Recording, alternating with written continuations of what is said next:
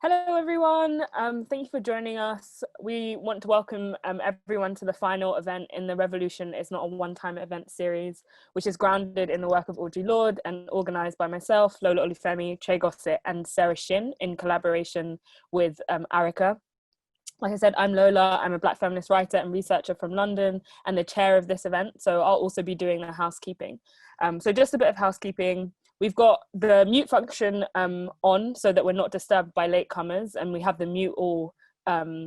We have the ability to mute everyone. So if there's a sound disturbance, we'll do that. So don't be panicked if that happens. Please feel free to turn off your cameras for better connection. This event is being recorded, so keep that in mind. Keep in mind that your screen name and your face might be visible, and if you don't want those things to be visible, then please go ahead and change them. Closed captioning is available for this event. If you click the CC button at the bottom panel on your screen, there'll also be a doc for resources that are mentioned within the conversation floating around in the chat box. So please look out for that and know that all of the resources mentioned are being documented somewhere.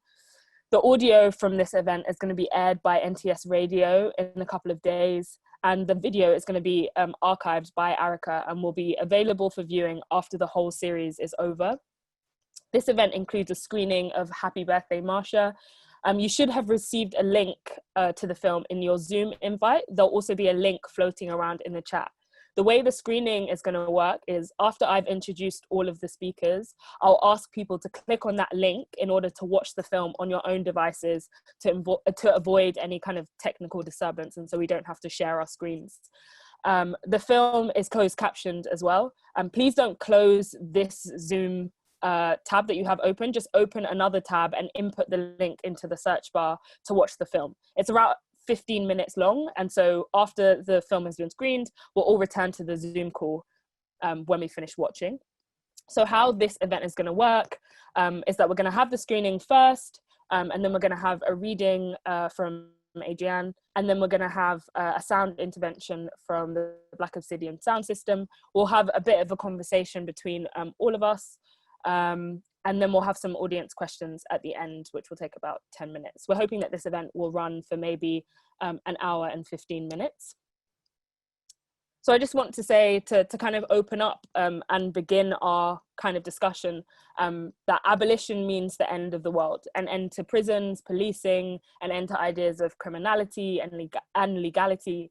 But it is, as Ruthie Gilmore reminds us, about presence and not absence. We already possess the necessary components of the world that we seek to build. And this becomes apparent when we ask questions like, how do we keep each other safe? And when we strive to keep each other safe without involving the police or the prison system or any other kind of oppressive forms of social organization. So it makes sense to start with this idea. What is present? What resources, what bonds, what spells, what physical and speculative practices have helped us imagine beyond the prison house of the present moment? It's not a coincidence that we gather to ask these questions on the birthday of queer revolutionary Marsha P. Johnson. In Happy Birthday, Marsha, a film, archival footage shows Marsha telling the story of choosing her own name. She says, "They started calling me Marsha and I liked it so much. I said, that's who I'm gonna be." Queer acts of reclamation like this one, the audacity to make oneself by claiming a name and much more, remind us that it is also our duty to make this world anew, quickly and playfully, entirely on a whim. Abolition is a practice of naming what we want and taking it. And here to help us think through how we might do this are three incredible speakers. Tourmaline is an artist and filmmaker whose work includes Salacia, Mary of Ill Fame, Atlantic is a Sea of Bones, The Personal Things, Lost in the Music, and Happy Birthday, Marsha. She is also an editor of Trapdoor, an anthology on transcultural production published by the New Museum and MIT Press. Adrienne Marie Brown is the author of Pleasure Activism, The Politics of Feeling Good, Emergent Strategy Shaping Change, Changing Worlds, and the co-editor of Octavia's Brood, Science Fiction from Social Justice Movements. She is the co-host of the How to Survive the End of the World and Octavia's Parables podcasts. Adrienne is rooted in Detroit. The Black Obsidian sound system is a London-based queer, trans, intersex, Black, Indigenous, people of colour sound system formed in 2018, bringing together 15 individuals who work in radical sound, art, and activism. They build upon the rich legacy of sound system culture, both locally and across the African diaspora, while making a mark in what has been an overwhelmingly straight, cis, male-dominated space. Their work includes renting the system to the community at subsidized rates or for free, technical workshops, live performance events, club nights, art installations, and various creative commissions, including a short film called Collective Hum for Lux and the ICO. Their primary aim is to provide amplification of the collective struggles within our communities and beyond. So first of all, we're gonna have the screening of Happy Birthday, Marsha by writer-director Tourmaline. It is currently 7:12, and we should expect to be back around 7:27 or 7:30. So if you want to go ahead and click the link to the film, that should be in your Zoom invite and should also be floating around in the chat somewhere, and then we'll come back here for around 7:30. Does that make sense? Give me some yeses in the chat. If so, great. I'm seeing thumbs up. Okay, see you later. Please don't close the Zoom. Just want to say again a big thank you to Tourmaline and Sasha Wurtzel for letting us screen that incredible film. Happy birthday, Marsha. And now I'm going to hand over to Adrienne Marie Brown, who is going to introduce her work.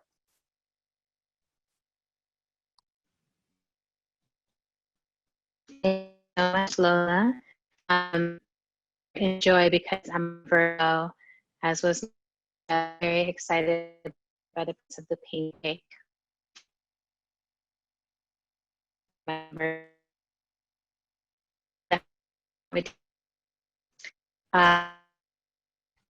Few things is from the book on I think we might be having some. I think our learning. Adrienne, sorry, I think we might be having some technical difficulties. It's kind of hard to hear you. Maybe if you turn off your camera, your sound might be a bit more stable. Okay. All right, how's that? Can you hear me better now? Yeah, that's a bit better. Is that better, everyone? Okay, so much go better. And then, yeah, okay, yeah, and then it might be great. All right, here, how we learned or are learning transformative justice. If I didn't define myself for myself, I would be crunched into other people's fantasies for me and eaten alive. That's from Audre Lorde. Finally, we became tired of the slaughter, tired of the taste of each other's shame. It made us sick, you know? First, you hunger for the taste of a stranger, then your enemy, then anyone called a leader, then any small difference will do. Your hands sharp, and your words become sharp, and the only move available, even with beloveds, is bloodletting. What we called justice back then was the death throes of a worldview, of divine monarchy, manifest destiny, supremacy. It is dying still, but now we have contained the death within ourselves. Inside, in the gardens where we grow our souls, in that soil we are composting the final strains of this disease. When we define ourselves, the result is complexity. We are none of us one thing, neither good nor bad. We are complex, surviving organisms. We do appalling things to each other, rooted in trauma. We survive, we learn, we have agency about our next steps. We rise to great kindness, great bravery rooted in lineage and dream. Quote, if you don't trust the people, they become untrustworthy, end quote, Lao Tzu, Tao Te Ching. We went through the untrustworthy age. It was hundreds and hundreds of years. Not trusting creates good soil for fear, terror. We were terrified of everyone and everything different than us. Our distrust was contagious, palpable. It seemed like everyone died. It seemed like we wept every day. Then we remembered ourselves. Remembered that trust is not earned. It's how we begin. It's the first thing we do. Learning to trust is returning to beginner's mind, returning to our nature. We are meant to need each other. Quote, we honor our ancestors by thriving, end quote, Dallas Goldtooth. We realized we didn't know what we were doing, even the experts. We turned to our personal relationships, our families, our lovers, our closest friends, and we said to each other, I want justice between us. We put down our masks and projections. We began speaking to each other only truth. We found a center within ourselves and began to listen there. We cultivated curiosity. Enough of us were in practice to be able to say the word community and mean it, not aesthetically, not based in shared oppression, but in our visionary practices of justice rooted in love, in connection. We began to question our own actions, our participation in systems designed around our subjugation. We relinquished judgment rooted in superiority. We shook off individual righteousness as a symptom of supremacy thinking. We were not better than each other. We worked together to generate ways forward. We outgrew the survival technology of politeness in the face of injustice, which had gotten us as far as it could get us, the presidency of nations. It could not get us to liberation, so we adapted. Not all of us could be in one place, so we made room for many ways of being. We learned to place our attention where we wanted it. When someone acted against community, instead of flooding them with our attention, we pulled our collective attention away from them while a healer would move in and give attention to that someone's root system, supporting their wholeness.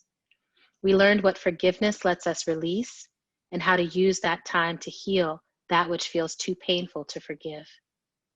We turned to look back at our traumas and understand how they shaped us. We created more room for the traumas of other people, for the weight of ancestral trauma. We practiced deep patience with each other. We created boundaries around our joy, around our love, around our children. Only offers of love could be felt, seen, heard, inhaled, and tasted. We accepted more and more pathways to change as not only legitimate, but necessary. Quote, you're nobody until you're somebody to a bunch of other somebodies. End quote, Jimmy Boggs. We surrendered to how deeply we need each other. All of us matter to ourselves and to each other. Next, I'll be reading an abolition spell I wrote a couple years ago. If you're into spell casting, if you do any kind of witchcraft, you can close your eyes and extend your attention. All that is light break bars between teeth, grind bricks down to dust, explode a sun-scale life course in each direction until the cages shed like dead skin. Brief, steamy night slip through the cracks like rain. Nourish the soil, the parents who cannot hear their children tonight.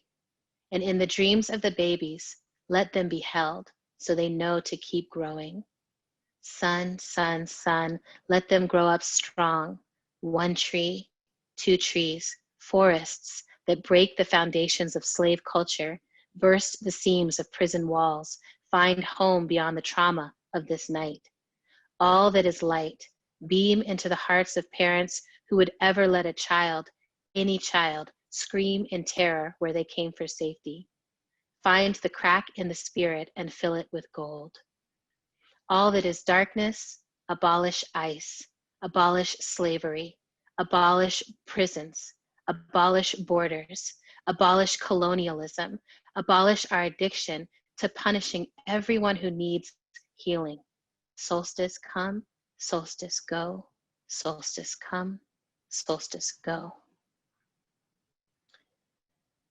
Next, I'm going to read a radical gratitude spell, because I think gratitude is at the foundation of care. And this is a spell that you can cast upon meeting a stranger, a comrade, or a friend working for social or environmental justice and liberation. You are a miracle walking. I greet you with wonder in a world which seeks you every day.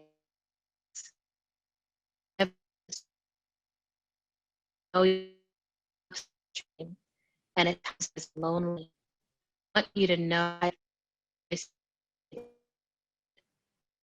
the work done. Honor your commitment to larger journey to love the particular container of life that is you. You are enough. Your work is enough. You are needed. Your work is sacred. You are here, and I am grateful. And with my last one, I'm going to offer one from a Black August haiku practice. And we do these Black August haikus in solidarity with those who are behind bars on our political behalf. I see the request for reading again. There's only 10 minutes from my time, so I'm not going to go back to it, but all of this is published. So here's a poem. Laying in the dark, counting heroes and saviors, praying up farmers, pray up the prisoners who fight fires when healthy, but they caught the virus. Pray up the teachers, forced to watch their dear students for symptoms and signs.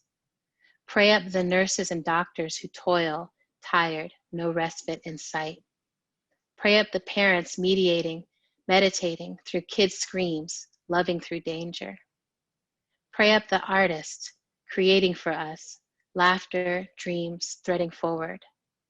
Bless organizers, beaming light and direction from here to justice. This is how I sleep, counting gratitude and hearts, beating, surviving.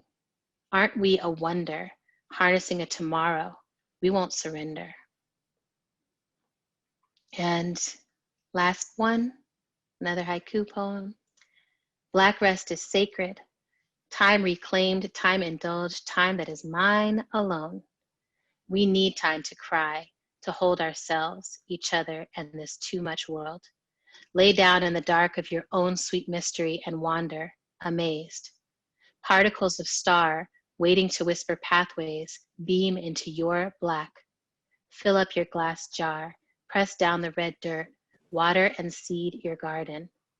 Dreams may beckon you, smelling of vetiver, sage. Visions live in sleep. Humble into deep slumber, like a soul at peace. Let the night hold you. That's it. Thank you so much for such a beautiful reading, Adrian. I just want to remind everyone, if possible, to turn off their cameras so we can keep the connection as good as possible.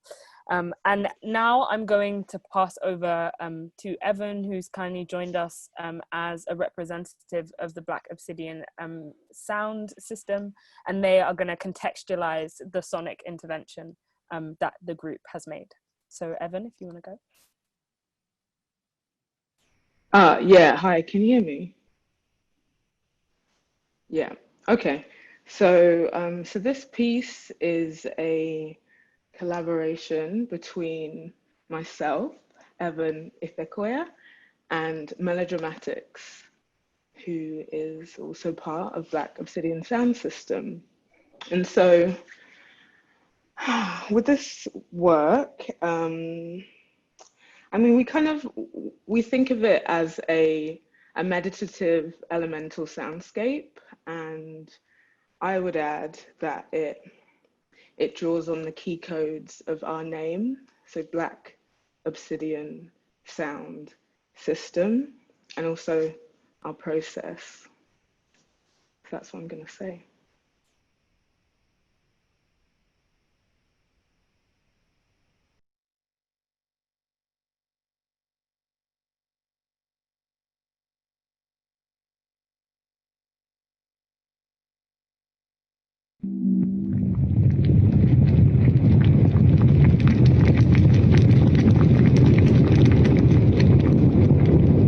Black obsidian in the pocket closest to my heart. I am protected. I place the smooth volcanic rock in the palm of my hand. A black angel stands in a nocturnal graveyard, looking on.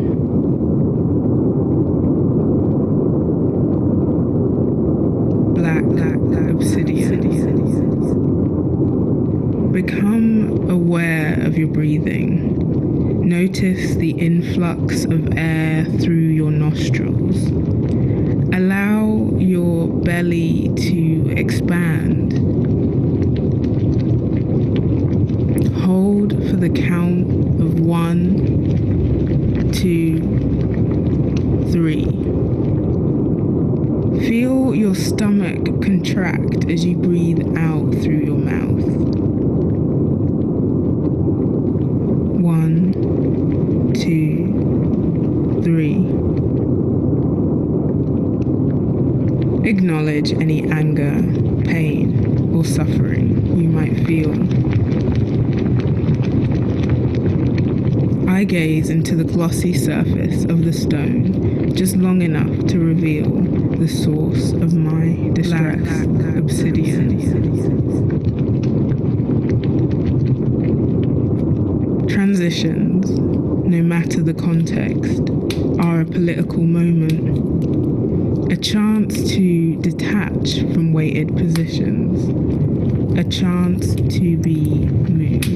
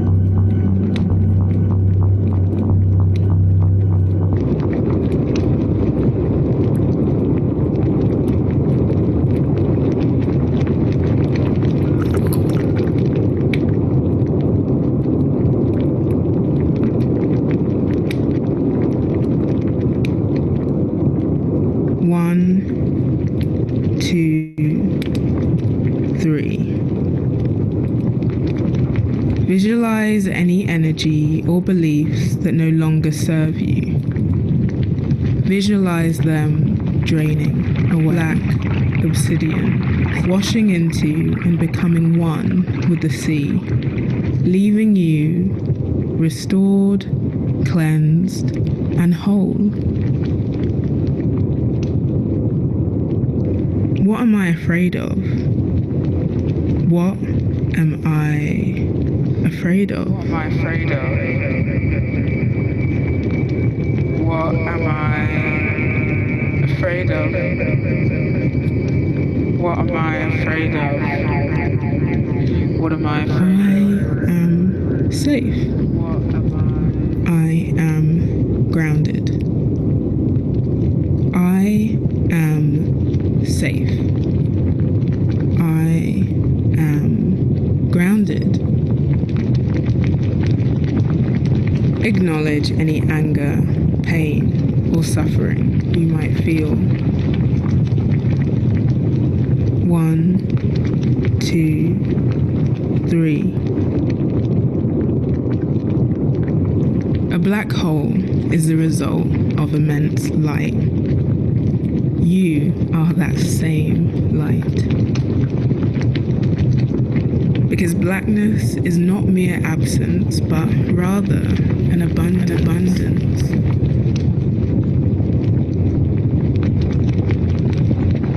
Black obsidian in the pocket closest to my heart. I am protected.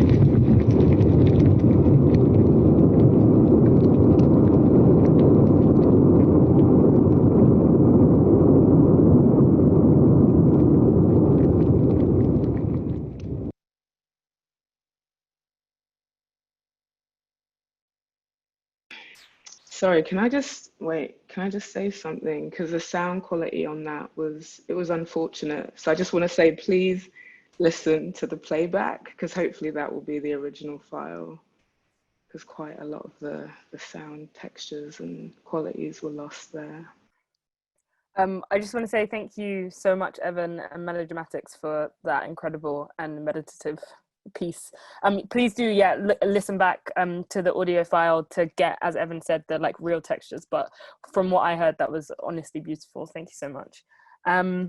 So in terms of the Q&A, I really wanted to start with this idea that I kind of mentioned at the beginning when I was introducing all of you, this idea of when we talk about abolition and when we think about abolition, our eyes are often trained to, okay, what are our alternatives? You know, if policing doesn't exist, if prisons don't exist, what do we do? How do we, you know, put away quote unquote criminals? How do we quote unquote care for one another? And I want to begin with this idea that we have all of the resources that we need, or perhaps we have all of the resources that we need in order to enact these abolitionist futures. And one of those resources, key to those resources, is care.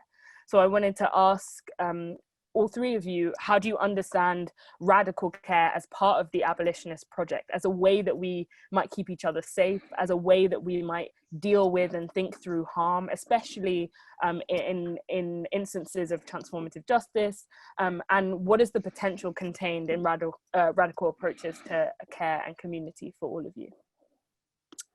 Tourmaline, would you like to go first? Not particularly, but I will. I mean, I think that your question is the perfect question and speaks to so much of the beauty of abolitionist history and legacy, which is centering care that we could never rely on the state for providing, right? Non-carceral care that's never been care. So I think, to me, the kind of legacies, we watched Happy Birthday Marsha, and today's Marsha's birthday, and you know, Marsha was a care worker. She was a service worker and a care worker. She was a service worker, a care worker, and a sex worker, and those things weren't separate, you know. And so some things that I think about are the care work of the bail fund, as part of a history of like mutual aid.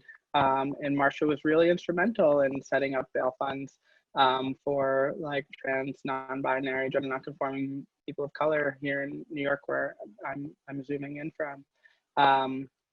The care work of housing, the care work, Star House started, they had Star House, Street Transvestite Action Revolutionists. They had this housing, and then they started a bail fund, and there's so much involved in Marsha's care work. And part of it was walking down naked on Christopher Street, like as acts of care to like really push us to remember who we really are and remember what it means to take up space as care work. But Star started first in like a trailer home, a mobile home, on the back of a pickup truck. And that was part of, the legacy of Stars making home really anywhere. It's like you bring a Cancer and a Virgo together and it's like home anywhere and care anywhere. So I think, to me, I really think about the bail fund. I really think about home everywhere. I really think about just that the richness of care work as part of the abolitionist legacy. Thank you so much for that. Adrian, would you like to follow up? Sure. I really appreciated, Termaline, what you said. To me, it also is that same thing of like, this is the essence of what abolition is longing for, what is fighting for, is we want to, move the carceral system out of the way, the policing out of the way, the tendency towards imprisonment out of the way, so that we can resource ourselves to care for each other. That when those moments happen, when we are causing harm to each other, when those moments happen, we are considered to be having a mental health breakdown or something like that.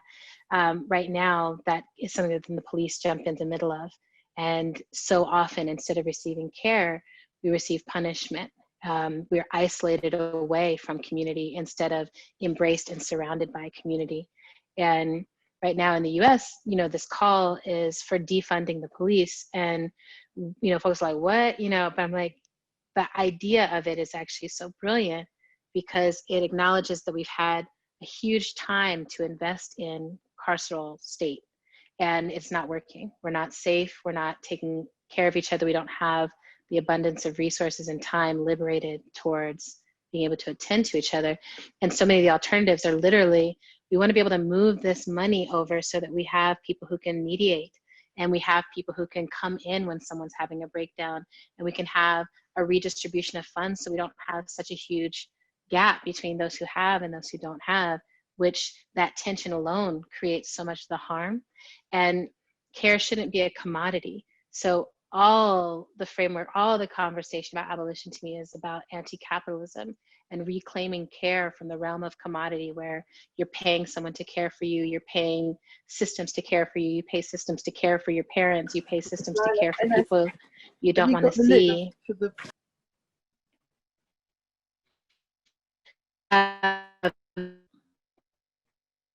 Sorry, carry on. Capitalism and the rhythms that we get so used to when something happens, hope that often. I think we're having trouble hearing you again, Adrian. Do you want to turn off your camera? We'll just. But I can like that might just be universe enough of that. Adrian?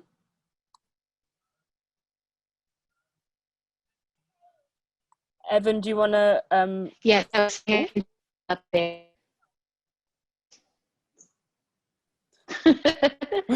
I think Zoom completely overwhelmed by the image now, so we'll just pause. There we go. Evan, do you want to follow up, and then we'll come back maybe to Adrian. Okay. Yeah, I mean, so much has been, covered already in response to that. Which was actually, a very big question to unpack in a way. But, I think, fundamentally the essence for me is, what does care look like? And I have to think, you know, for me, it has to pivot between, you know, the individual and the collective. And, you know, I'm thinking, what is it that can be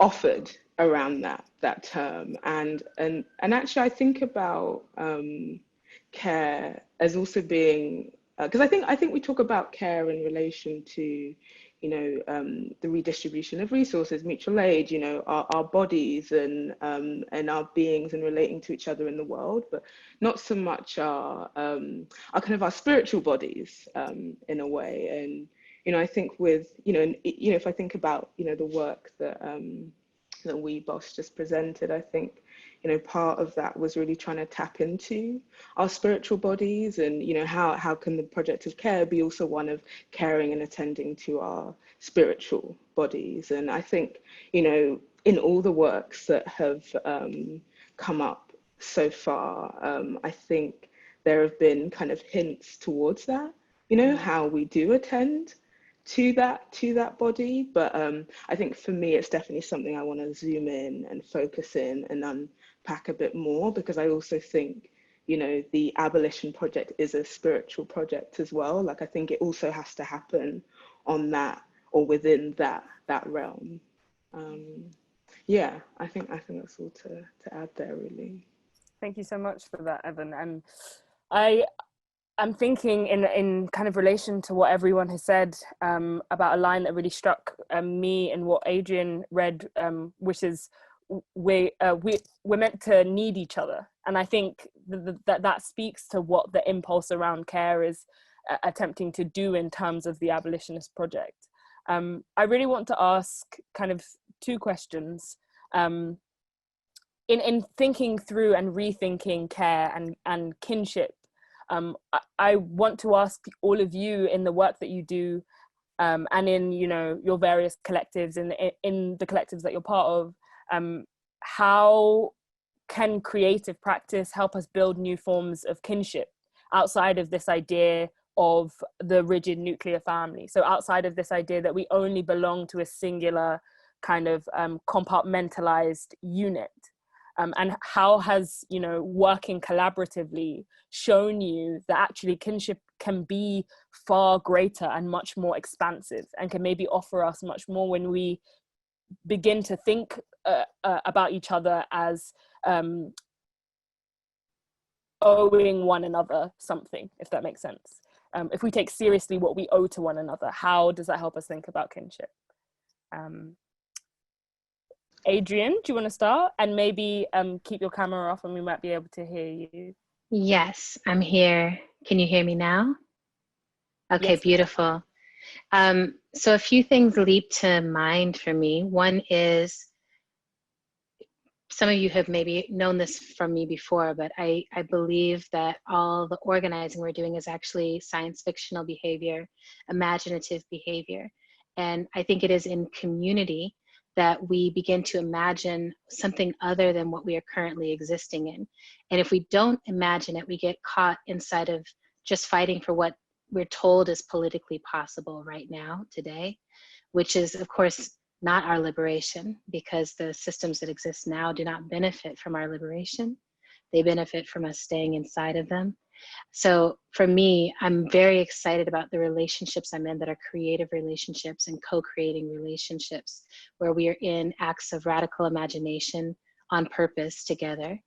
I think that when we think about care, often we think about our bodies, and I've been really bringing it to our minds and our imaginations as well.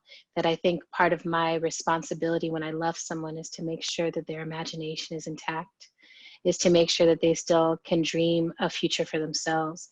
And when I'm working with people who are or have been incarcerated, particularly, are or have been canceled, are or have been punished in some way, my job is to help them reconnect to the part that can imagine beyond this moment to what they want to be, what they want to become. I will also say, I think that in our current world, we're really oriented around haves and have-nots, and that goes also along the lines of like celebrity. And I've been thinking about this a lot, that collaboration is the cure for celebrity.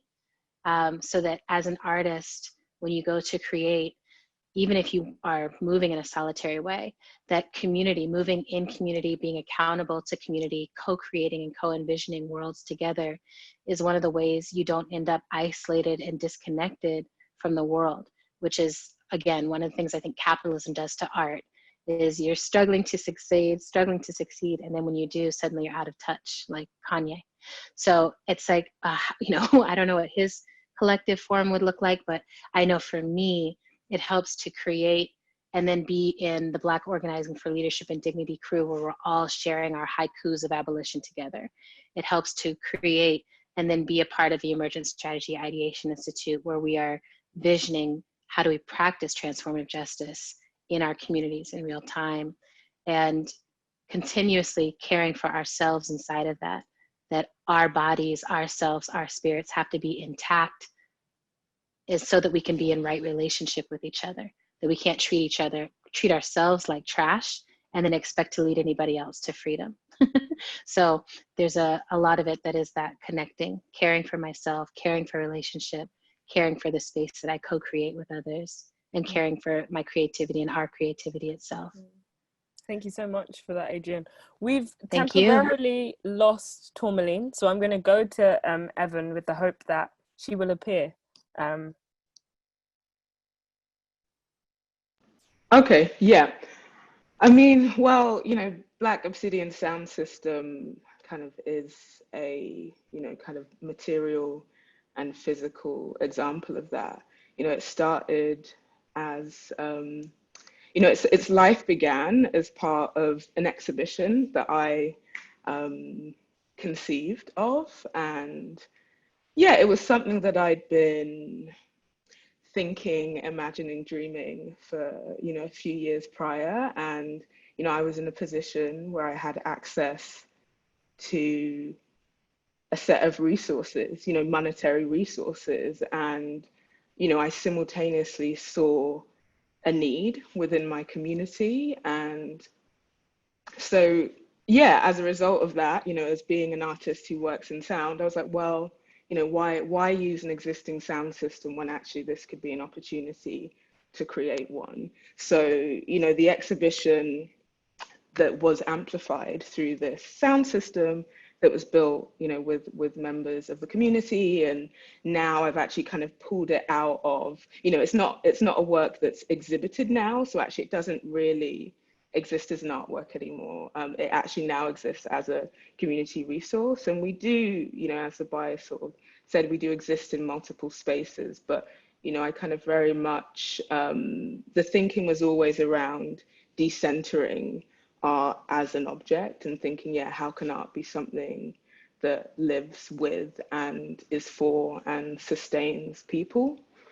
And, you know, that project was also one of, yeah, accountability, you know, for me, you know, as somebody who had an awareness of where I was as an individual artist, and kind of wanting that you know, success, however you want to frame it, being something that actually could support and benefit like beyond myself.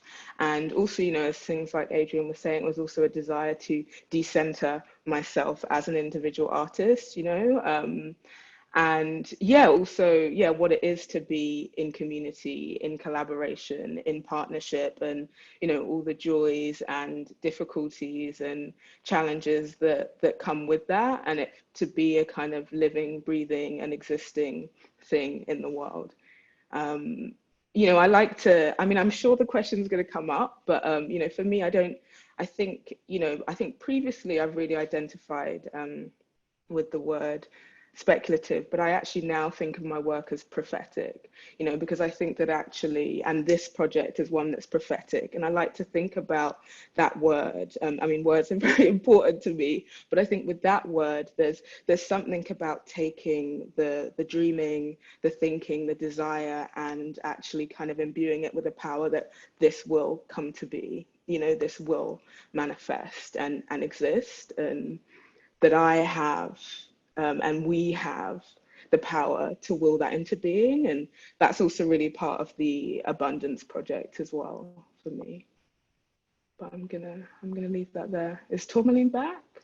Tourmaline is not back yet, but thank you so much for that. And when you were speaking, I was really thinking about something that Gail Lewis said in one of the earlier sessions that we had about how, you know, sound systems and sonic reverberations have always been a kind of contested space, and they've always been a space where Black people especially have, you know, attempted to kind of claim and remake their own experiences, if that makes sense. Like she was talking about pirate radio and illegal radio and the kind of history of like Black sound in that way. I was also thinking about how you summed up collectivity so beautifully in terms of this idea of the myth of the singular artist, right? Trying to get to this idea that nothing is made in isolation. And I think that is really inherently tied to our idea of kinship, our idea of sharing, our idea of being, as Adrian said, in right community with one another. In hopefully again Tourmaline will appear, but I wanted to also ask you both a question about the imagination. I think of the imagination as an impulse that brings that which does not exist into being. And I think in both of your work, it's so clear that these futures that we move towards are not only imagined futures, but they're futures that we begin to usher in by making commands, be they verbal, be they sonic. And so I wondered if both of you could really expand and attempt to pick apart like the relationship between abolition and imagined futures, or imagining, or the imagination. Do you want to start, Adrian? Yes. You know, when you think about, for me, for the lineage that I'm a part of, when I think about where the abolition struggle was necessary, it was in response to slavery.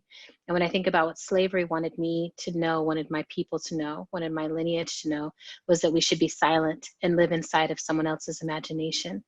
An imagination, right, where white people were supreme and men were supreme, and the project of America should be built from the labor of Black bodies. And so to me, every single day that I enact my imagination, I am in a radical act of resistance that time travels back and time travels forward. And I think that we have to get very good at this imagining. I have said before, I think that imagination can be seen as one of the spoils of colonization, that there was one imagination that was supposed to outsource and cover the entire world, and everything is, you know, meant to be the same based on that imagination. But that's not. Oh, are you okay? Yes. That's not the reality. I was like, girl, my laptop be careful. On, but you know, the idea, the counter idea of that is actually that we are the freest when we are fully in touch with that part of ourselves which knows the world is not done, and that we get to co-create it. And I look at the world that I'm a part of on a daily basis, and I look at what are my practices that align with my imagination. And Octavia Butler, who is my patron saint guide, one of her quotes is, "Belief initiates and guides action, or it does nothing." And I think about that all the time, that it's not enough, and I think especially right now, it's not enough to say we are abolitionists if it doesn't actually guide us to be abolitionists with each other, abolitionists in our relationship. And that means turning that energy, turning that spotlight inward at the same time we turn it outward. So again, another one of my mentors, Grace Lee Boggs, said, we have to transform ourselves to transform the world. And so all the time, every time I'm criticizing the police and the cops and the carceral system, criticizing that act of imprisonment and isolation and tearing apart communities in the name of safety, I also look within myself. Am I policing others? Am I disregarding their freedom? Or am I trying to control or contain or shrink their freedom in order to make my life somehow more possible or more viable? What does it look like to share space? And I don't know about y'all, but during this pandemic, it's been an amazing practice ground because I am in a contained environment with my partner and my parents, who have very different ways that they want to be. And even at this micro level, it's like, am I policing what they want to do in the space versus what I want to do in the space? How do I handle conflict when it arises between us? Am I punishing them with my behavior, with my energy? Am I punishing them with my words?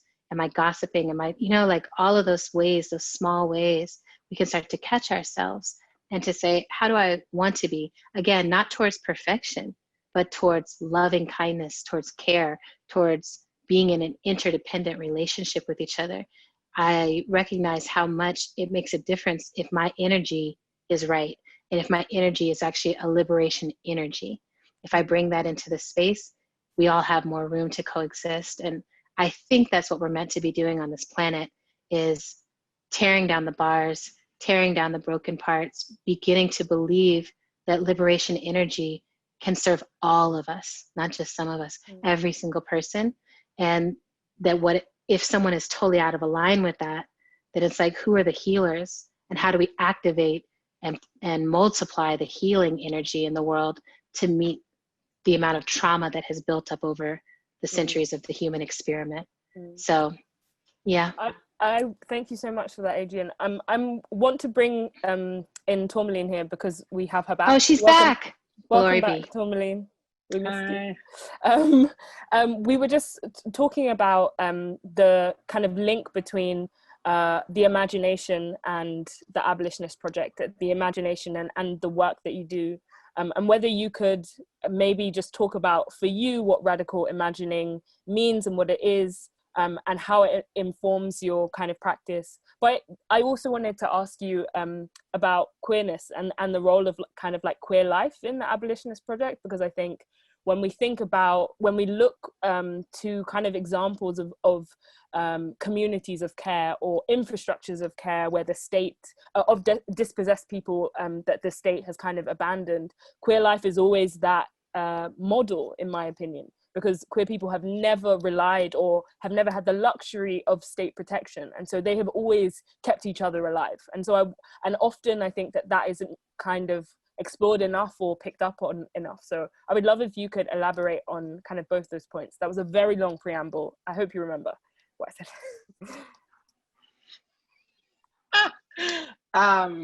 If I don't, feel free to interrupt me and guide me back.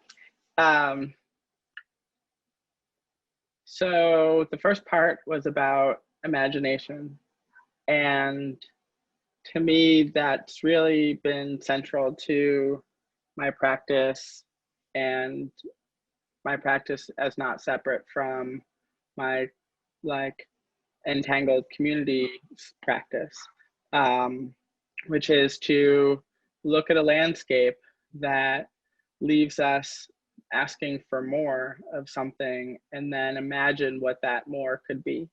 I think about a lot the story of Seneca Village, and I made some work about that. And Seneca Village, for people who don't know, is this place in New York City that was a free Black community, that was one of the only places that Black people at a time when slavery was still legal in New York and throughout the US could own land, which also meant that some people in that community could vote. And it was a moment in New York City when Black people were regularly kidnapped and sold south.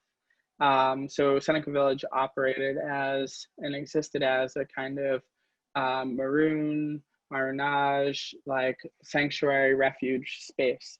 And to me, for a long time, I used to think about be kind of, Seneca Village was then destroyed by New York City to make way for Central Park, which at the time was a park where like wealthy white people could go and drive their like horse and carriage and show off their wealth, and later became like a nice little cruising spot for some of us. And so to me, Seneca Village, I used to really just be focused on the part of the story that was about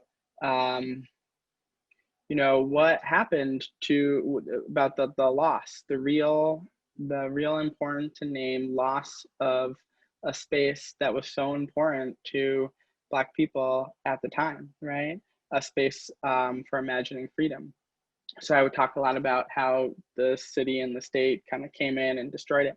But then I started to think about, well, the other side of that wave is that there were people like this person Epiphany and this person William, the African Society for Mutual Relief. There were people coming together who looked at a landscape that didn't allow for Black people to have land, and then in small ways shifted their beliefs about what was possible. Imagine something that at the time everyone was saying wasn't possible, and then aligned with that new imagination and really let their power go from there.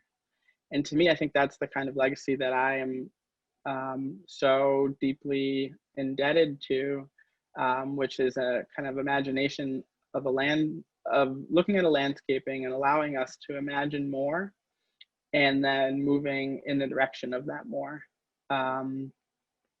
And that more could be like the more story of Marsha and Sylvia, the more care that's not carceral, the more cruising, the more like wonderful DMs, the more like thirsty photos, the more like food, the more our GoFundMe's are all filled. Like all of it is more, and all of it is part of the imagination. And so,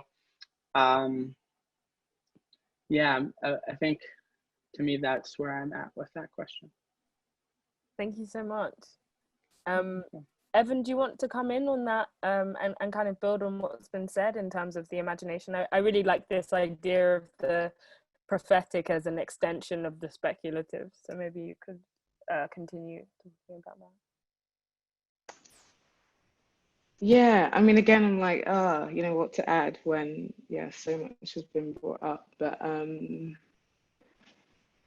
I'm actually thinking, so when I was watching Tourmaline's film, I wrote down, there was this point where some archival footage comes up and Marsha says, she says, my computer gets all tangled up, and, she's talking about her mind. And, it makes me think about how, part of this project is also one of kind of acknowledging that we ourselves are technologies that have been programmed, socially, culturally, ancestrally.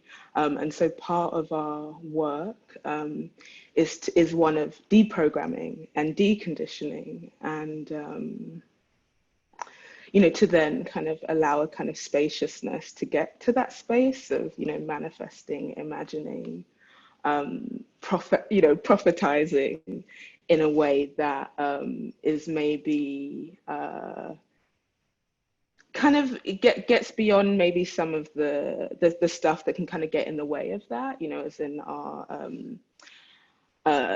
kind of traumas and things like that. I guess I'm interested in, how do we kind of do the work of deprogramming and depatterning, and then what kind of opens up and what kind of spaciousness can open up as a, result of that. Because, ultimately what exists in the collective exists in the individual. So anything that we're seeing externally also exists within us internally. So, I try and always take things that show up as an opportunity to think, where and how does this exist within me? So it's a riffing between the collective and the individual at all times for me. And then I just want to come back to, the name, and also kind of what was in some of the elements of the sound, thinking about Black Obsidian, which is a volcanic material, and thinking, I'm thinking about, what it would be to be like the volcano, because I think, the volcano is this, is something that I think as humans, where we're trying to control, we want to manage, we want to understand, we want to know, when it's going to erupt. But it's actually kind of near impossible to get precisely the information. But a volcano always knows when it's going to erupt. It has absolute certainty about when that is going to take place. And so, I guess I'm thinking, like, what would it also mean to kind of think about that as a position, to be like, to embody that that energy, that kind of way of working, and that kind of internal restoring of balance. Yeah, maybe I'll leave Thank it you. there. That was really lovely. And I think what connects what all three of you have said is this idea of more, right? This idea of kind of like overflowing, the audacity to kind of claim what it is that you want, or to bring it into being through language, through sound, through any materials that are available to us. And I think that that's something that's so crucial about the impulse, or tending to the impulse of the imaginative, right? It is what keeps us alive in many ways. It's what keeps us in right community with one another. It's where care comes from also. I think it's such a shame that unfortunately we don't have time for audience questions. I feel like this conversation could go on for much longer, but I'm aware that we've been going for about an hour and a half, and I want to keep kind of accessibility at the heart of this. I want to thank each of our incredible guests for their contributions, and to say that for me they were incredibly generative, and I loved listening to them. I loved watching them. So thank you, Evan, so much. Thank you, Tourmaline. Thank you, Adrian. And hopefully the audience is able to kind of reflect on the things that have been said, especially this impetus for more, especially this impetus for imagining and not letting our kind of imaginative impulses be deadened by the world that we live in. I'm going to pass it back over to Che and Sarah, who are going to kind of lead us out, and to say thank you so much, even from me as somebody who has been part of the series co-programming. It's been an absolute honor, and thank you for giving up your time and your space to be here with us. So I'll pass it back over to Sarah and Che. Thank you, Lola. Thank you, Evan. Thank you, Adrienne. Thank you, Tourmaline. That was just the most beautiful way that we could close the series. And of course, thank you to everyone, each and every one of you, for attending these events. And finally, I just really want to say a huge thank you to Lola and Che for being so wonderful to work with and to collaborate with. It's been a pleasure and an honor to create and hold this space with you. Thanks so much, Adrian, Evan, and Tourmaline, and Lola. This has been so beautiful and so magical, and it's been really an honor to kind of collaborate with everybody. And I can't, just to echo Sarah, I can't imagine a better finale to this series. So thanks, everybody. Bye. Thanks for having us. See you later. I know, same thing. I'm like, thanks so much for this. I just was writing, thanks for the love note of an event. It was really beautiful to be here with y'all. Thank you.